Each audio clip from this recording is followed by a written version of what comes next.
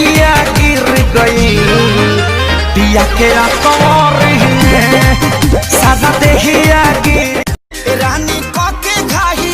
खेलेलू चोर सिपाही भैनी परेशान अब रहेगा कि चुम्मा दे दा नया से खेदा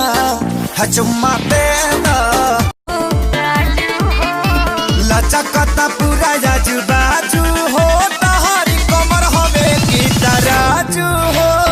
लचकता पूरा जाजू बाजू।